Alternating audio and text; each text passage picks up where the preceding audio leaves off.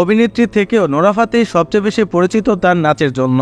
নাচের কারণে তিনি মূলত বলিউডে এত বড় শক্ত অবস্থান তৈরি করতে পেরেছেন। কিন্তু আপনি কি আগে জানতেন নোরা ফাতেহি আসলে কোনো ভারতীয় মেয়ে নয়, তিনি একজন মরক্কান মেয়ে যিনি থাকতেন কানাডায়। বর্তমানে এই নায়িকার পারিশ্রমিক এবং দাপট এতটাই বেশি যে তার সামনে অন্য কোনো নায়িকারা যেন টিকতেই পারছে না। চলুন তাহলে আজকের পর্বে জেনে নেওয়া যাক কিভাবে নোরা ফাতেহি বলিউডে আসলেন। নোরা ফাতেহির জন্ম হয়েছিল 6 ফেব্রুয়ারি 1992 সালে। সেই হিসাবে বর্তমানে তার বয়স প্রায় 31 বছর। তিনি একজন কানাডিয়ান নৃত্যশিল্পী, মডেল, অভিনেত্রী এবং গায়িকা, অর্থাৎ একের ভিতরে সব। তিনি এসেছেন এক মরক্কান কানাডিয়ান পরিবার থেকে এবং বেড়ে উঠেছেন কানাডায়। বিভিন্ন সাক্ষাৎকারে তিনি হৃদয়ে ভারতীয় বলে নিজেকে অভিহিত করে থাকেন। টাইগার্স অফ দ্য সুন্দরবন চলচ্চিত্র অভিনয়ের মাধ্যমে তিনি তার বলিউডে অভিষেক ঘটেছিল। তিনি তেলেগু চলচ্চিত্র টেম্পার, বাহুবলী, দ্য বিগিনিং, এমনকি কিক 2 চলচ্চিত্রেও আইটেম গান পারফরমেন্স করে জনপ্রিয়তা অর্জন করেন। 2015 সালে বিগ বসের প্রতিযোগী ছিলেন এবং 84তম দিনে তিনি প্রতিযোগিতা থেকে বিদায় নিয়ে নেন। 2016 সালে তিনি নাচ বিষয়ক আপাতবাস্তব টেলিভিশন অনুষ্ঠান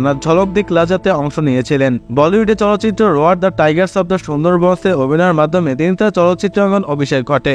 এরপর তিনি পুরী জগন্নাথের তেলেগু চলচ্চিত্র টেম্পার এ আইটেম গানে পরিশ্রম করেন। তিনি ইমরান হাশমি অভিনীত 2015 সালে চলচ্চিত্র মিস্টার এক্স এর বিশেষ ভূমিকায় অভিনয় করেছিলেন। এরপর তিনি বাহুবলী, দ্য বিগিনিং, এমনকি কিক 2 চলচ্চিত্রে আইটেম গানে পারফর্ম করেন। 2015 সালের জুনে তিনি তেলেগু চলচ্চিত্র শের এ অভিনয়ে চুক্তিবদ্ধ হন। 2015 সালের আগস্টে তিনি আরেকটি চলচ্চিত্র লোফার এ অভিনয়ের জন্য চুক্তিবদ্ধ হয়েছিলেন। সে বছর নভেম্বরে তিনি উপি চলচ্চিত্রে চুক্তিবদ্ধ হন। তিনি 2015 সালের ডিসেম্বরে ওয়াইল্ড কার্ড নিয়ে বিগ বসে প্রতিযোগী হিসেবে নাম লেখান। তিনি প্রতিযোগিতায় 3 সপ্তাহ টিকেছিলেন। তিনি 2016 সালে ঝলক দিক লাজার অন্যতম প্রতিযোগী ছিলেন। 2016 সালে তিনি মাই বার্থডে সং শিরোনামে একটি চলচ্চিত্রে অভিনয় করেছিলেন। 2019 সালের ফেব্রুয়ারিতে টি সিরিজের সাথে কোম্পানির আসন্ন চলচ্চিত্র, মিউজিক ভিডিও, ওয়েব সিরিজ ও ওয়েব মুভিজে অভিনয়ের জন্য চুক্তিবদ্ধ হন। নোরা ফাতেহির মাতৃভাষা ইংরেজি হলেও তিনি আরবি, হিন্দি ও ফরাসি ভাষায় কথা বলতে পারেন। তাছাড়া ইংরেজি ভাষায় রয়েছে তো। 2019 সালে তার দিলবার দিলবার গানটি ব্যাপকভাবে সারা বিশ্ব জুড়ে ভাইরাল হয়। তখন থেকে অনেকেই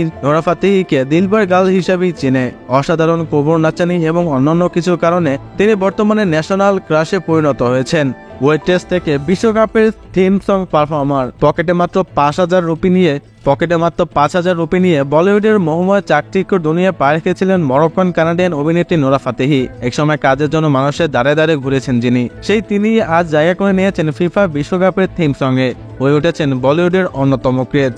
বর্তমানে দিলবার গানের বলিউডে বাজিমাত করা সেই নোরা আজ প্রায় $5 মিলিয়ন মালিক। বর্তমানে বলিউডের সর্বোচ্চ উপার্জনকারী নৃত্যশিল্পীদের মধ্যে প্রথম সারিতে থাকবে তার নাম। কিন্তু একটি রক্ষণশীল মরক্কান পরিবার থেকে উঠে আসা নোরা ফাতেহির পক্ষে বলিউডের মতো তুমুল প্রতিযোগিতাপূর্ণ একটি ইন্ডাস্ট্রিতে জায়গা করে নেওয়া মোটেও সহজ ছিল না।